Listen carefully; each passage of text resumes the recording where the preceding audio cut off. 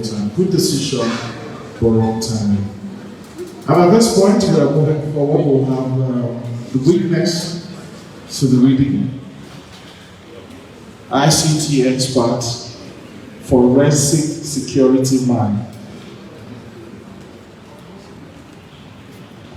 Sorry, I had to interrupt, please. This exercise is an intellectual gathering, not a political party meeting. Please, when you chatter behind, you're disturbing the focus of those who are actually having the reasonable session. You're not compelled to be here. So if you're here, just do us the favor of listening and not holding another conference behind. Thank you. Thank you. We have our IT expert, forensic security man, an intellectual, Robinson Sibe. Hope I got the sequence right. Or is it Robinson Sibe? Thank you very much.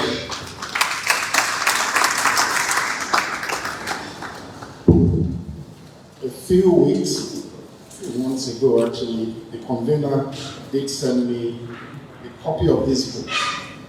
Hopefully, I'm going to end by talking about the incident that happened that day itself. But before then, just to share a few insights as to the circumstances of my standing here. There was no specific instruction, just an invitation. First the book, and then we spoke after that. I knew about the event, and so I generally knew what to expect, but there was no specific instruction. So I knew I was going to be there. I booked the dates, but no specific preparation. I read the book, very, very, very brilliant book, which we'll go to it, but then I didn't do anything about it. And yesterday it occurred to me to call him to say, what exactly do you want me to do in this event? I know it's a book review, so definitely we'll have to do a discussion or a review of some sort. And I advised myself that whoever will beat me up, I tried that. You've been with a book for so many, almost 2 months. And within that period, you didn't ask any question, you were asking questions by this time. So I advised myself, I said, okay, I'm just going to generally prepare. So on that note, let me start, first of all, by recognizing my elders here present, the chairman and the author, my senior and big brother here, my elders here. I recognize you, I thank you for the invitation, and I say good morning, is it afternoon, morning, to everyone seated here. They set me up by asking me to review the work of a brilliant journalist and someone who is very well respected, someone who I love to read and I love to listen to way back. As I've been introduced, I am not in any way an author in that area, in that regard, so you bear with me with whatever I come up with as a review. So let's roll. On the Platter of Gold, how Jonathan won and lost Nigeria. Now in this book, the author captures the micro details of the Jonathan administration from a uniquely interesting perspective. As a former cabinet minister, the author had full knowledge of the inner mechanics and dynamics of that administration, and including the kinetics of power generally. Synthesizing his unique insights with the perspectives of key inner circle members of that administration, the author shares that captivating story of the meteoric rise and the eventual fall, in quotes, of the Jonathan administration. Written in simple, clear, but very, very creative words, the book is divided into 12 chapters. Chapter 1 captures the captivating rise of Jonathan to being the #1 citizen in the country, rising through the deprivations of his humble background and his minority disposition. A symphony of events, time, and chance conspired to vault him to limelight. The book appeared to have begun from the end, capturing the tense final moments of the Jonathan presidency before working backward to relay the events leading to that period. In what was an unprecedented turn of events, the opposition for the first time in the history of the country won an incumbent president. The author carefully captured this important timeline of our political history, documenting the role of the key actors such as Osita Chidoka, then Aviation Minister, the then Attorney General, and then the very calm but influential Ngozi Okonjo-Iweala and others. At the end, Jonathan did what many did not expect would happen. He grabbed the phone and he made the call even before the count was complete. The author shared the sentiments of the politicians at the time, including those of the PDP stalwarts, who were disappointed with Jonathan's quick concession and the implications they considered to be too hasty. From hindsight, this is rather from my personal interpretation and personal points of view, Jonathan campaigned like PDP, but was quick to concede like someone who lost the election of full gospel businessmen spiritually. And this is not in any way disrespect, but rather enlightenment. It was an episcopal concession, I say. Chapter 2 presented the micro details of the activities to salvage the Jonathan presidency. And these were spirited efforts by people who were beneficiaries of that administration and who were close to that government. While some of these events had made it to the national dailies and in fact sounded like watery anecdotes then, the precise account of the author showed a more coherent account. The chapter presented the intrigues and spirited efforts played by key actors of the administration and very importantly, the role played by the state apparatus. The chapter also presented several other events. United States reported subtle support for the opposition, and there are several instances of that in the book. The chairman, the PDP's chairman's post-election stance, and many others. Chapter 2 also presented one of the most tense moments of our history, televised and streamed live. Televised and live streamed. The announcement of the elections by the INEC chairman and then a charged resistance by Orubebe on national TV. These were very, very tense moments of our democratic process. And I'll end with a story that will tell you how delicate that moment was and how things could probably have spiraled out of control. This was a delicate time in the history of our country, and thankfully, as the author noted, Jonathan's peace declaration was not just a rhetoric. He gets a lot of credit for calming the situation and saying all the right things. Chapter 3 presented the events and intrigues leading to Jonathan's emergence. The author presented the key events in the PDP presidential primaries and the role played by key actors such as Nuhu Ribadu, Malam El-Rufai, and others in foiling the then Governor Odili's chances of becoming vice president.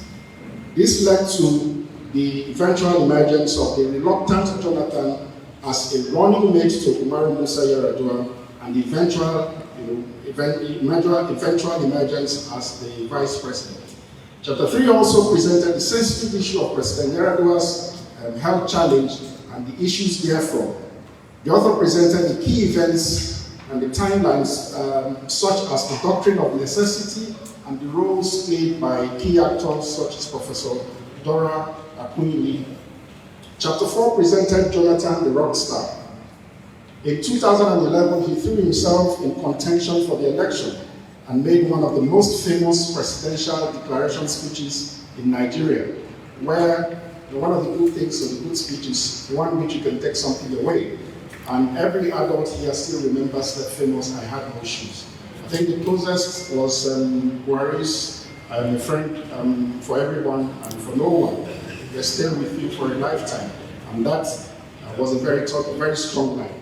I also had the honor of sharing a moment with someone who was in that cycle, who shared how there was a strong debate as to adopting that speech. Everyone in Jonathan's era didn't have a shoe. So it's not a big deal. But then they were clever. They were targeting the youth who all wore shoes and who couldn't comprehend the fact that somebody went to school without shoes. So very clever. And for those who are political strategists, you know that there are always strategies from across the Atlantic. So on a personal note, we know where that speech came from. President Jonathan had hardly finished taking his oath of office when the bombs started flying. On Inauguration Day, bombs exploded in Abuja. Coincidentally, I was in Abuja that day and I recall how tense that moment was. Leaving 12 dead. This was followed months later by suicide bomb attacks at the police headquarters, very audacious, and another at the UN building, which Boko Haram used to announce their presence in the world stage. Chapter 5 opens with accounts of multiple bomb blasts on Christmas Day 2011 in Madala, Niger State, resulting in the death of 70 persons. On the eve of Christmas, there was an explosion at the Mountain of Fire Ministry in Jos, killing 32 persons. Boko Haram had declared war and was in a full-scale offensive against the Nigerian state. Charred remains and mangled bodies littered the Nigerian landscape. And if you look at the headlines, then very screaming, headlines. And when the children were doing the review, the thing that came to mind was, I hope there was viewer discretion advised, because reading Nigeria's history, there's a lot that we should be ashamed for children to see. So some of those things happened, and the author clearly captures it. The thing with the writer is that his job is to write what he sees, and the author did a very brilliant job in that. The announcement of the deregulation of fuel subsidy was to become a major undoing of the Jonathan administration, at least from a political point. Like the author said, and like the Bible said, everything is lawful, but it's not everything that is lawful that is expedient. The author presented the events following this, the protests by labor and citizens, the shutdown of Lagos, the politicians seizing the moment. The author also nicely drew a nexus between this and the global trend of citizen protests, the Arab Spring, the Occupy War, Wall Street, and all of the other effects. So they jumped on it, and then you have the Occupy Nigeria hashtag.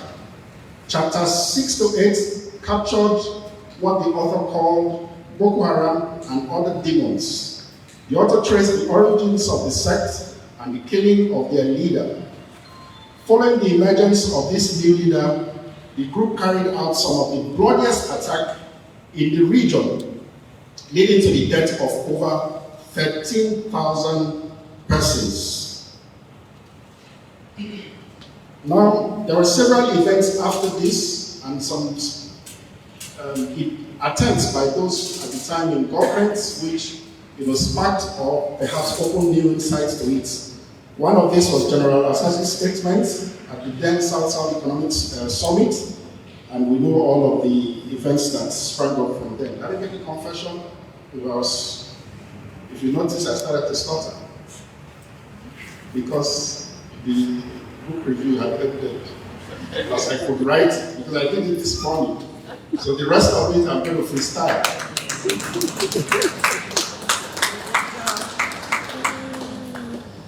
Okay. Then at the time too, Jonathan administration, and this is very, very clearly captured in the book, this set up committees, and the committees at the time to explore options of an amnesty for the Boko Haram, and for which at the time the Jonathan administration, President Jonathan at the time, did staunchly oppose it.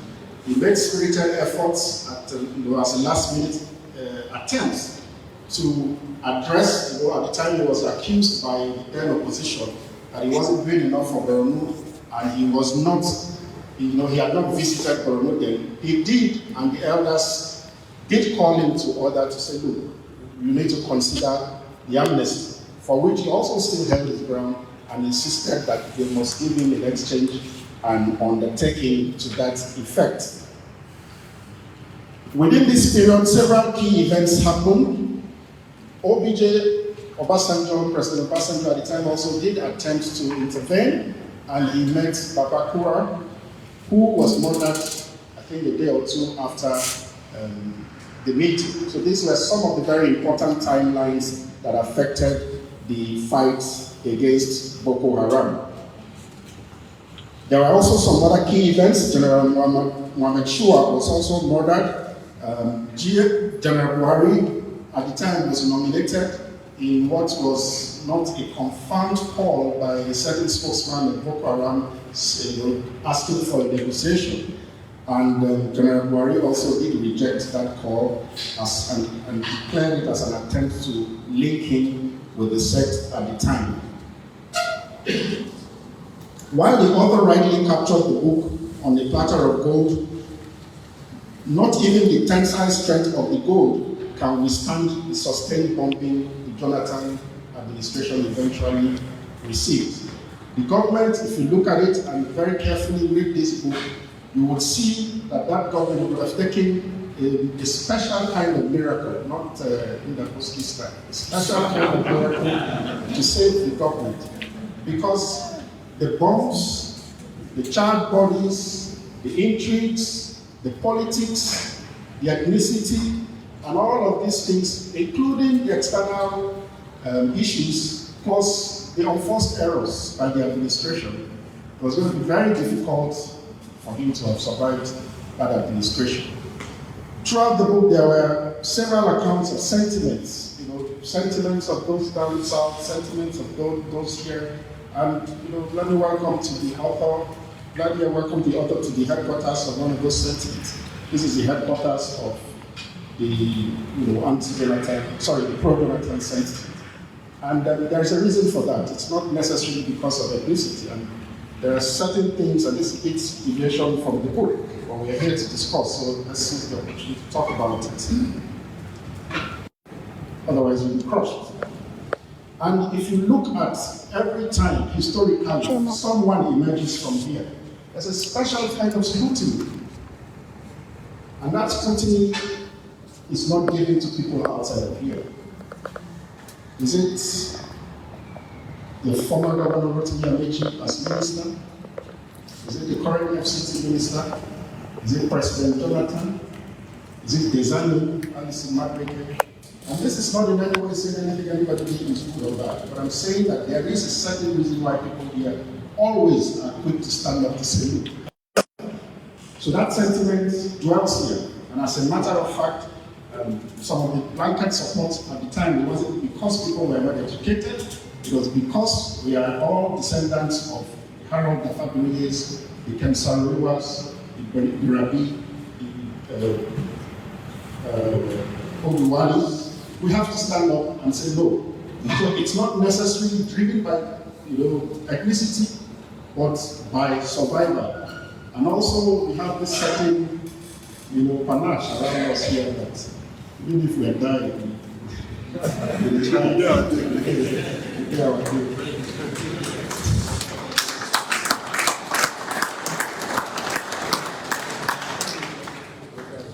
Very important event that happened, important but tragic, was the kidnap of the lovely girls of Borno State, the Chibok girls, and quite, I don't know what to use, whether ironical or, if you look at, there was actually a massacre of a group of boys, over 70 in that book, I think a few weeks or a month or so before then, the massacre. Quite curiously, didn't get as much traction as the Bring Back Our Girls thought. Two heavy tragic events that you should never ever allow your children to face that.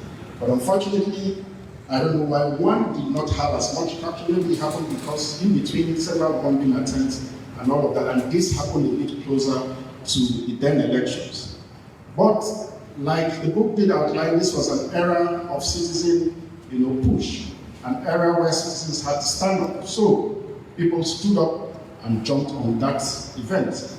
And the famous hashtag Bring Back Our Girls came up, including over 3.3 million tweets, if I remember correctly from what the book says, in just a few days. And several celebrity artists and even the wife of the President Obama at the time did jump on it. And effectively, if there was a single nail that you say sealed the coffin, that arguably is one of those nails that sealed the fate of the Jonathan presidency. Quite strangely, the then President Jonathan did not act swiftly, as history will tell us and as the book clearly captured.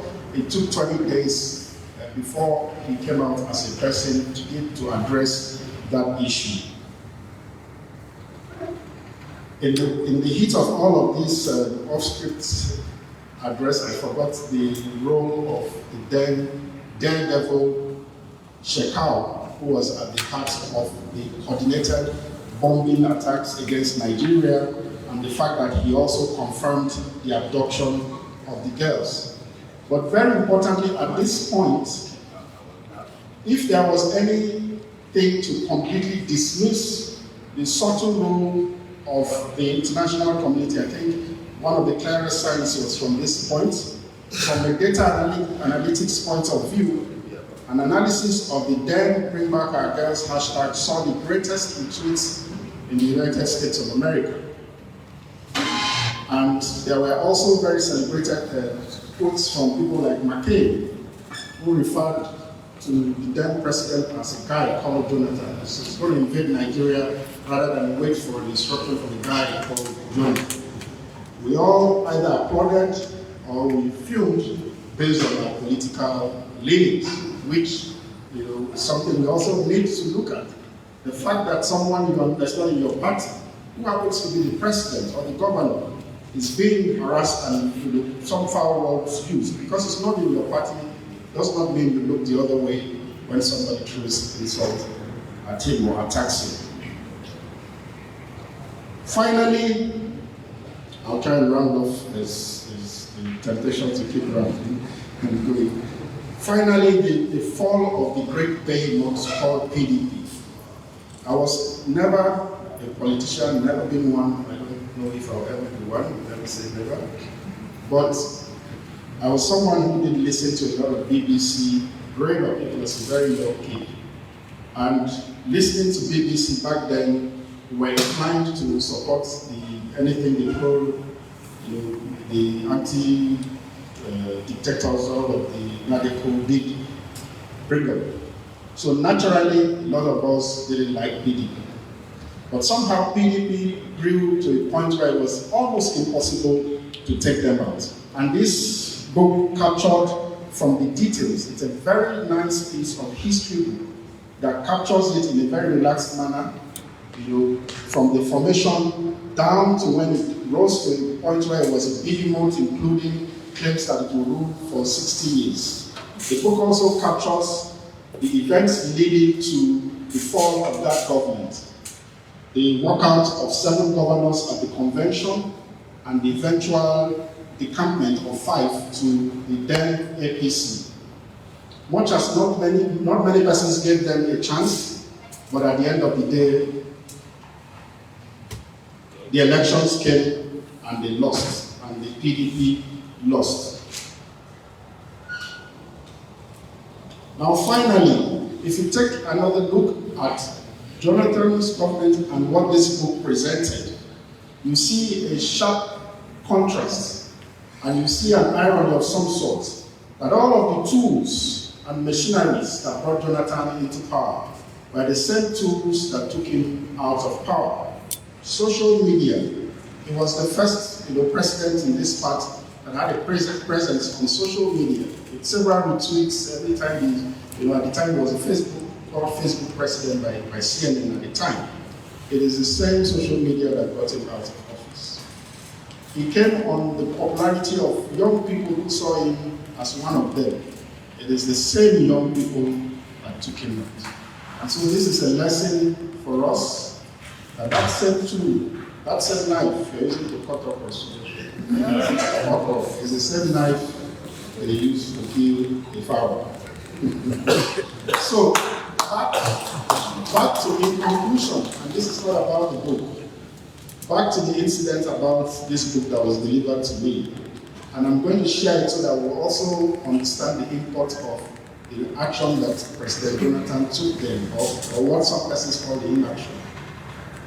The guy who was to deliver this book, I won't mention his name, I apologized again to him outside this morning, was to deliver it to my house. I stay in one of the gated communities, and I needed to call the gate. Unfortunately, the phone was on silent, so he kept calling and I didn't hear it. So he got to the gate and they wouldn't let him in. So he tried to plead with them to drop the book, and they said no, he has to take it back. And somehow a fight broke up and he was beaten badly. So he dropped the book eventually and left. So when I saw the missed call and I called him, so he said, yeah, he's dropped it, but something happened just in case somebody tells me he wants to report the case. So he reported that there was an incident and he was beaten. In fact, he's bleeding. So I said, what happened? Bleeding? How? What? That's true. This was around 9, 10 in the morning. So he said he narrated and got to a point that he insulted him. I know, sir. He now paused and said, sir. At that point, I couldn't take it. So I slapped him. I'm saying this because this is the general tendency of people. The country is hard. Even back then, if a normal citizen would slap somebody for pushing him or for insulting him, imagine a president with all of the powers of a president deciding to grab a phone and placing that phone. It looks simple, but it's not simple. Thank you.